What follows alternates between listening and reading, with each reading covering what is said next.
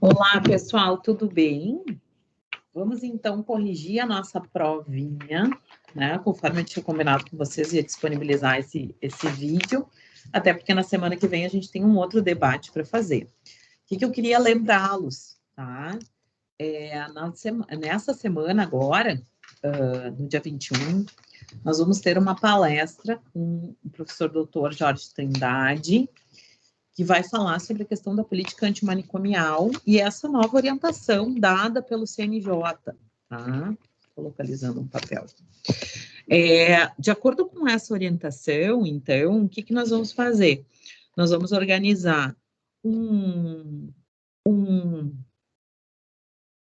nós vamos organizar, então, um trabalho, né, que eu já sinalizei para vocês, que eu vou disponibilizar na plataforma Moodle para que vocês façam e possam adquirir, né, até um ponto no Grau A, tá? Então, como uma forma de auxiliá-los aí. Vamos corrigir a nossa prova rapidinho, então, aqui. Vamos lá? Deixa eu compartilhar, então, aqui. A nossa provinha, muito tranquila, para que a gente possa pensar. Então, eram 5 questões objetivas e uma questão dissertativa. A questão objetiva número 1, ela diz assim: a criminologia tornou-se um saber autônomo e científico no século XIX, quando o positivismo kantiano, de Comte, consolidou o chamado método empírico de investigação. Isso é, quando a análise, observação e indução vieram a substituir a mera especulação ao senso comum. Ou seja, lembram que eu comentei com vocês, né? A ideia de cientificidade e autonomia da criminologia, ou seja, ela tem uma função diferenciada dentro da estrutura das ciências criminais. Ela não é uma ciência que vai se ocupar, por exemplo, como direito penal, em definir o dever ser, ou definir, né, quais são os crimes que serão punidos dentro do Estado brasileiro. Ou ainda, não vai se preocupar com as estratégias de prevenção ao crime e também de repressão ao crime, como, por exemplo, as estratégias de política criminal, que são pensadas, né, e concretizadas via direito penal, via de regra, tá? E entre outras políticas públicas da esfera criminal também. Mas é importante que se diga que a criminologia ela vai ser uma ciência causal, uma ciência empírica, um saber científico que vai olhar para a complexidade do fenômeno do crime. Então, essa é a grande diferença que nós vamos ter aqui. E vocês vão lembrar que nós falamos que a criminologia é uma ciência interdisciplinar, ela não é sozinha, ela não atua sozinha, né? Ela tem todo um arcabouço de outras ciências, psicologia, sociologia, psiquiatria, entre antropologia, entre outras ciências que vão trazer esse arcabouço e vão auxiliar a criminologia sob o olhar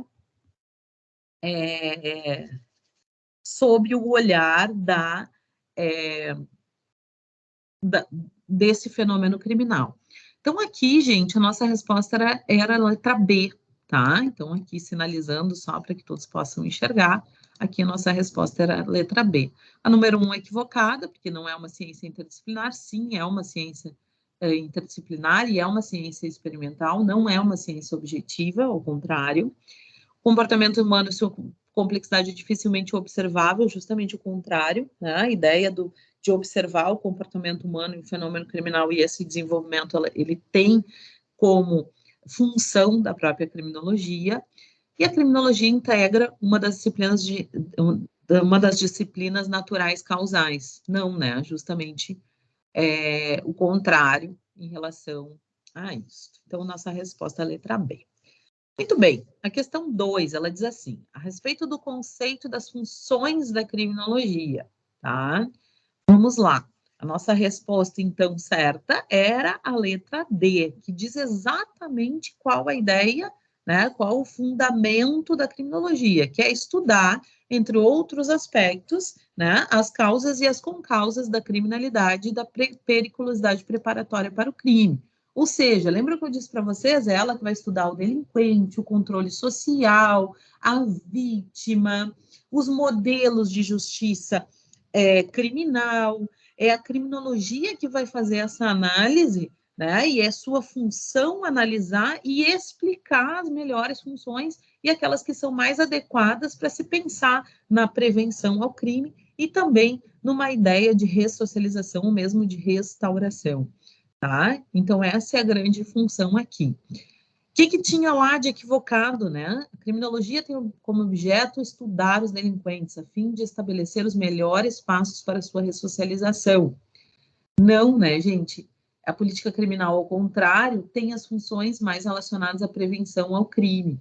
O contrário, né, gente? A criminologia, ela vai sim estudar os delinquentes, mas não é ela que vai definir quais são as estratégias que são mais adequadas. Ela vai fazer uma análise sobre o fenômeno em si, tá? Diferentemente da definição de estratégias que vai vir via política criminal, tá?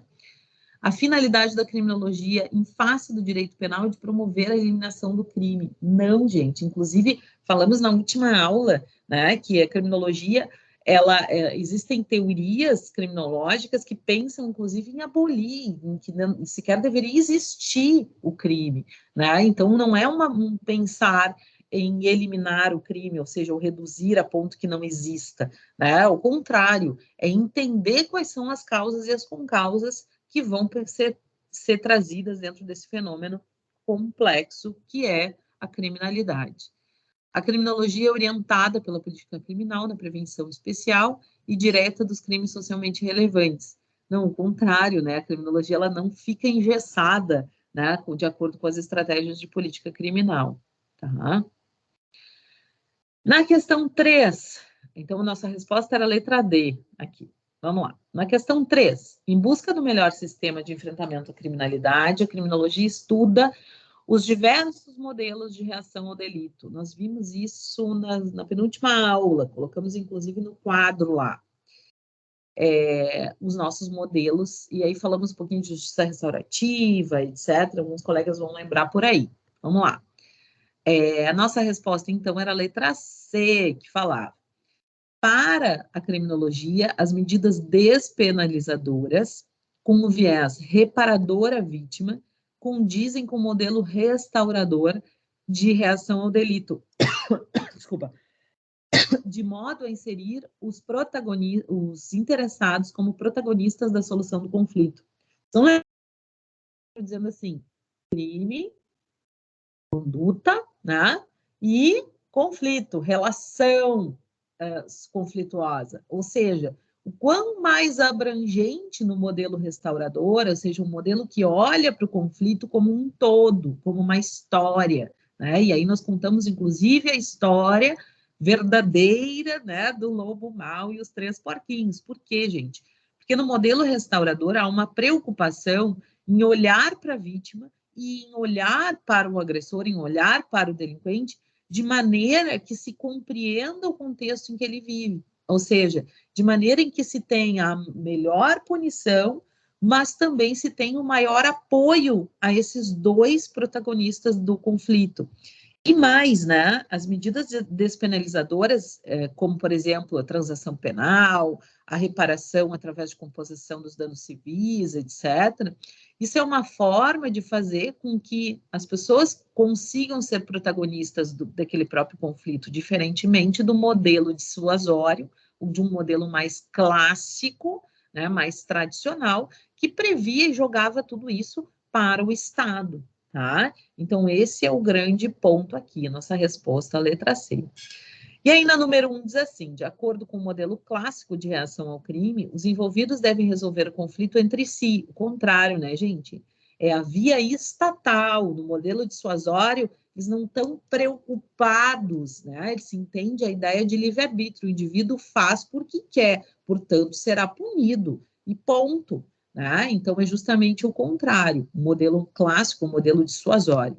Segundo, conforme o modelo ressocializador, a existência de leis que recrudescem o sistema penal faz que se previna a reincidência, uma vez que o infrator racional irá sopesar o castigo com eventual proveito obtido, justamente o contrário. Isso é o modelo tradicional, o modelo dissuasório, onde o indivíduo tem um livre-arbítrio, você castiga e você imagina que com isso estará prevendo o crime. No modelo ressocializador, que é o nosso segundo modelo de justiça criminal pensado, a ideia é justamente o contrário, é promover medidas através do sistema penal, onde o indivíduo efetivamente promova a sua ressocialização. E depois, na letra D, também incorreta, né? Diz assim: a fim de facilitar o retorno do infrator à sociedade por meio de instrumentos de reabilitação aptos a retirar o caráter aflitivo da pena, o modelo dissuasório, o modelo ressocializador, propõe uma inserção positiva do apenado no meio social, tá? Então, não vamos esquecer essa tríade aí, né? Então, o modelo dissuasório mais clássico é um modelo mais duro, um modelo que pensa na estrutura de castigo. O modelo ressocializador é que vai pensar efetivamente em instrumentos que vão reabilitar esse indivíduo. E o modelo restaurador, ele amplia o viés, ele amplia o olhar sobre o próprio conflito, tá? Depois da questão 4, né? Nossa resposta também letra C, aqui, a gente já entra um pouquinho nas escolas criminológicas aqui, que a gente viu por bastante tempo. Acerca dos modelos teórico-explicativos, oriundos das teorias específicas que na evolução da história buscaram entender o comportamento humano, assinale a alternativa correta. O que ele diz ali, gente? Isso, inclusive, está no nosso PPT. A maioria aqui das respostas está no material que eu disponibilizei para vocês. Entre os modelos teóricos explicativos da criminologia, o conceito definitorial de delito afirma que, segundo a teoria do labeling approach, o delito carece de consistência material, sendo um processo da reação social arbitrário e discriminatório. O que é isso, gente? É aquela quebra de paradigma que falamos, né? Que, na verdade, o delito é justamente um coroamento do que se chama de teoria do conflito. Ou seja, ele vem efetivamente por uma escolha do próprio controle social, que se não tivesse essa escolha do ponto de vista, ela tem um paradigma do ponto de vista especialmente econômico, do capital, ou seja, ela é feita para punir aqueles que menos têm, aqueles que menos condições têm, né? E justamente vão selecionando, né? E vão trazendo uma ideia de comportamento discriminatório e seletivo, tá?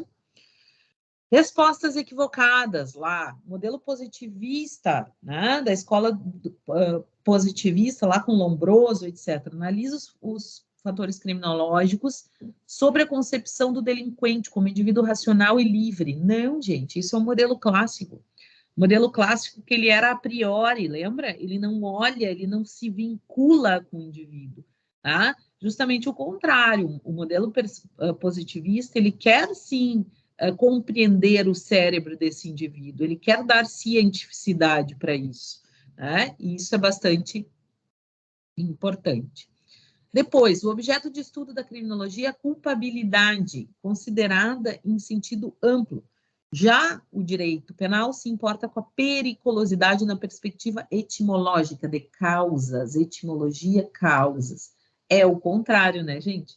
A análise da culpabilidade, ela vai aparecer lá no dever ser, lá no direito penal, quando vocês vão abrir a barriguinha do crime e vão enxergar lá a tipicidade, a ilicitude, a culpabilidade. Aqui nós queremos saber as concausas, as causas e as concausas para essa criminalidade. E, por fim, a criminologia clássica atribui comportamento criminal a fatores biológicos, psicológicos e sociais, como determinantes desse comportamento. Justamente o contrário, gente. Lembrem, criminologia clássica, ela é a priori, ela não observa, ela não olha para o crime sobre essa perspectiva, tá? Então, tenham cuidado com isso. Nossa resposta, letra C. Por fim, a nossa resposta era a letra D, né? Essa palavrinha aqui apareceu muito na nossa aula, falando sobre a questão da criminologia positivista, ou das ideias aí dos autores que traziam para dentro da escola positiva, tá? Então, para a criminologia positivista, criminoso é um ser atávico, escravo de sua carga hereditária. por isso a análise cerebral, por isso a análise do ponto de vista científico, do ponto de vista de se compreender a própria mente humana, né? Então, essa perspectiva vinha justamente por quê? Porque ele é um ser que nasce e que está condicionado, né, à própria a sua própria natureza humana, né? E como ele nasce. A letra A é equivocada, porque diz assim: para a criminologia positiva, o infrator é mera vítima inocente do sistema econômico. Culpado, justamente o contrário, criminologia crítica aqui, né? Para o marxismo, criminologia crítica, delinquente é o indivíduo que pecou por optar pelo mal. Escola clássica, né, gente? Lembram? Então, ele optou a ideia de livre-arbítrio. A criminologia e o direito penal utilizam os mesmos elementos para conceituar crime, ação típica, ilícita e culpável. Não, isso é dever ser. Cuidado, tá? Então, letra D. E, por fim, gente, a nossa questãozinha, na verdade, eu fiz questão de trazer, até porque na última aula nós vimos a questão da vitimização, tá? Então, essa perspectiva e todo esse debate a gente trouxe também um pouco em aula, falando sobre essa ideia de cultura do estupro. Até eu comentei com vocês que tem uma aluna que vai apresentar um trabalho aí no dia 4/7, exatamente sobre isso, tá? Por quê? Qual é a perspectiva, então? A ideia de vitimização e cultura do estupro, né? Então, o que acontece? Se identificou, né, isso através do Fórum Brasileiro de Segurança Pública, ou seja, através de estudos criminológicos, estudos científicos que vão ao fenômeno para fazer essa análise, que por vezes existe um mito, que eles chamam de mito teimoso, de que as mulheres que usam roupas provocativas ou que as mulheres criam as situações para que elas venham a sofrer crimes sexuais. E aí se fez, então, uma exposição exatamente com as vestimentas que as mulheres utilizaram durante o momento em que foram vítimas desses crimes, dessas espécies de crimes, e verificaram que é justamente o contrário, né? Que isso não é uma verdade, que isso, na verdade, é um mito. E ainda que eu fosse, gente, né, é muito fácil a gente culpar a vítima. E nós falamos um pouco sobre isso quando falamos de que o sistema ele pouco olha para o lado da vítima e mais, ele pouco pensa na própria reparação da vítima. E dentro dessa perspectiva, o que nós comentamos, e isso era importante vocês lembrarem, talvez seja o mais importante aqui nessa questão, e foi onde a gente teve os descontos, que é a ideia dos processos de vitimização. Claro que de maneira muito fácil a gente identifica a vitimização primária, que é justamente quando a vítima sofre um determinado crime, ou seja, quando ela é vítima de um determinado crime. Então, de maneira primária, a gente sabe que a vítima de um estupro, a vítima de roubo, ela sofre uma vitimização primária. Mas existem duas outras instâncias, pelo menos, traduzidas pela doutrina, que vão dizer o seguinte: olha, não só pelo próprio crime a vítima se torna vítima. Em um movimento de vitimização secundária, as vítimas também são vítimas da própria justiça criminal. Ou seja, quando a própria justiça criminal traz esquemas, aspas, ou situações em que coloque a vítima numa situação de revitimização. Por exemplo, as oitivas constantes, né? O indivíduo que tem que ir lá contar a sua história várias e várias vezes e, consequentemente, ele revive tudo isso. Então, quando o sistema promove isso, ele está vitimando de maneira secundária. E ainda, né, existe o que a gente chama de vitimização terciária, é quando a mulher é, por exemplo, apontada na rua. Então, o indivíduo é apontado na rua pelo crime que sofreu, ele é apontado pelo abuso que sofreu. Então, não basta ele ter sido vitimado pela instituição ou mesmo pelo próprio agressor, mas ele também será vitimado pela própria sociedade, tá? Então, era isso que eu queria que vocês trouxessem, essa reflexão. A maioria foi bem nessa reflexão, e isso é bastante importante, mas era imprescindível que a gente contasse um pouquinho sobre isso, tá bom?